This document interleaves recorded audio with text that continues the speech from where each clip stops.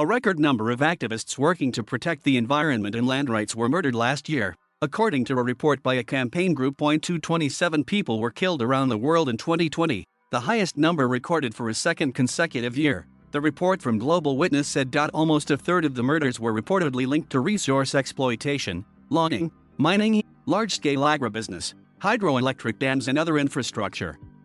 The report called the victims environmental defenders killed for protecting natural resources that need to be preserved, including forests, water supplies and oceans. Since the Paris Agreement on climate change was signed in 2015, the organization says on average 4 activists have been killed each week.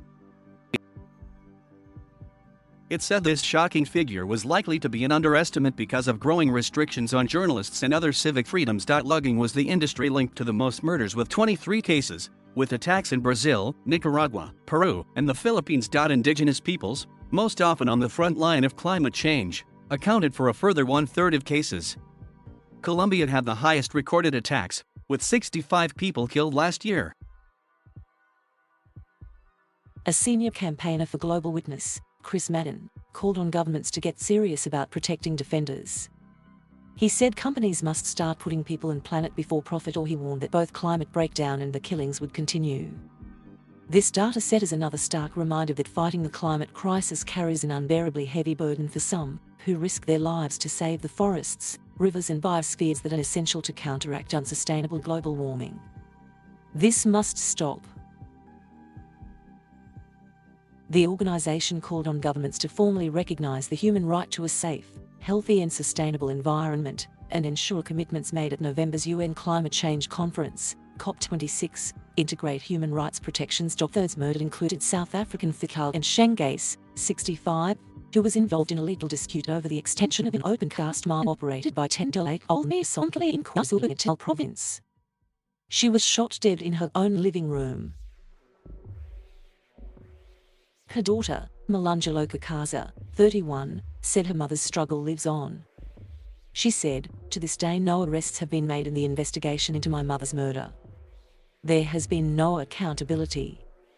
It seems to me that someone wants this mine expansion and the extraction to go ahead, no matter the cost."